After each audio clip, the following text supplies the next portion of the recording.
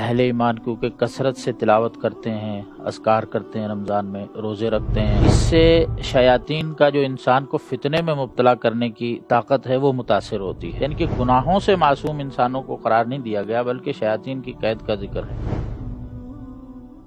سوال یہ ہے کہ رمضان میں شیطان اگر جکڑے جاتے ہیں تو پھر انسان گناہوں میں کیوں مبتلا ہوتا ہے؟ اس کی وضاحت فرمائیں۔ یہ انتہائی اہم سوال ہے۔ صحیح بخاری مسلم میں حدیث ہے کہ نبی کریم صلی اللہ علیہ وسلم نے ارشاد فرمایا کہ اذا جاء رمضان فتحت ابواب الجنہ وغلقت ابواب النار وسلسلت الشیاطین، کہ جب رمضان کا مہینہ آ جاتا ہے جنت کے دروازے کھول دیے جاتے ہیں، جہنم کے دروازے بند کر دیے جاتے ہیں اور شیاطین کو قید کر دیا جاتا ہے۔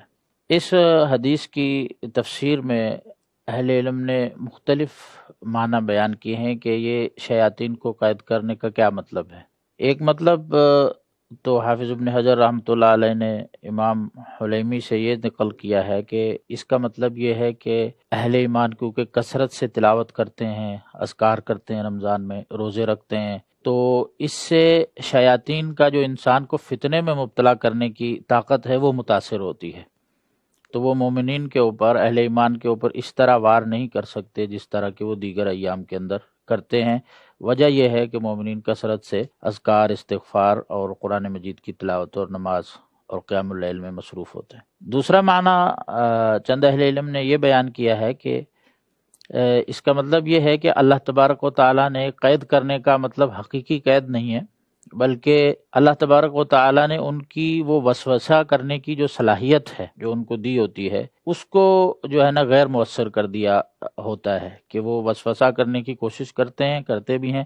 لیکن وہ اس کا اثر اتنا زیادہ انسانوں پر نہیں ہوتا۔ اور تیسری جو وجہ اہل علم نے یا تیسرا معنی جو بیان کیا ہے وہ یہ بیان کیا ہے کہ اس سے مراد تمام شیاطین نہیں ہیں بلکہ خاص قسم کے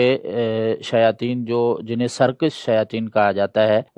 شیطان مارد کے جو الفاظ قرآن مجید میں آئے ہیں کہ سرکش قسم کے جو شیاطین ہیں جو زمین سے آسمانوں پر جاتے ہیں، وہاں سے باتیں چراتے ہیں، پھر زمین پر لے کر آتے ہیں، اس سے مراد وہ مارد شیاطین ہیں، سرکش شیاطین ہیں، نہ کہ تمام شیاطین اس سے مراد ہیں۔ اور ایک معنی یہ بھی کیا ہے کہ وہ وسوسہ تو کرتے ہیں لیکن اس وسوسے کی جو ہے تاثیر اہل ایمان پر نہیں ہوتی۔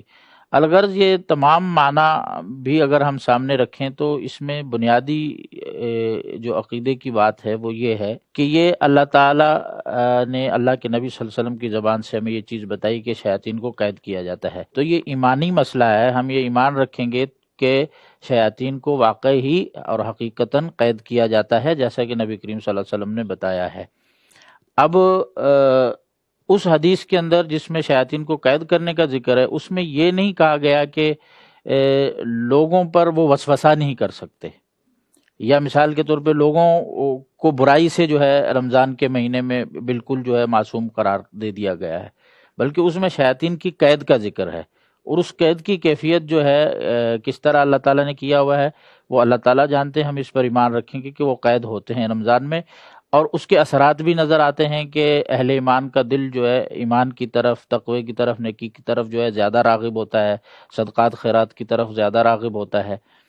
تو یہ اللہ تبارک و تعالیٰ ان کے قید کی کیفیت جانتے ہیں، ان کا اثر جو ہے وہ کم ہوتا ہے اس لحاظ سے۔ تو ہم یہی ایمان رکھیں گے کہ یہ ایمان کی بات ہے، اور جو قید کرنے کی کیفیت ہے وہ اللہ تعالیٰ جانتے ہیں۔ باقی جو انسان کو گناہ میں مبتلا ہونا ہے، انسان کے ساتھ بھی شیطان ہوتا ہے، اس کے علاوہ انسان کا اپنا نفس بھی، جیسا کہ اللہ تعالیٰ نے قرآن مجید میں کہا کہ ان النفس لامارۃ بالسوء، پھر انسان کی اپنی جو ایک فطرت جس پر چلا آ رہا ہے رمضان سے پہلے گناہوں کی، رمضان میں بھی مبتلا اس میں ہو جاتا ہے۔ تو حدیث کے اندر یعنی کہ گناہوں سے معصوم انسانوں کو قرار نہیں دیا گیا بلکہ شیاطین کی قید کا ذکر ہے، تو اسی پر ہم جو ہے وہ یقین رکھیں گے۔ اللہ تبارک و تعالیٰ سمجھ کی توفیق عطا فرمائے۔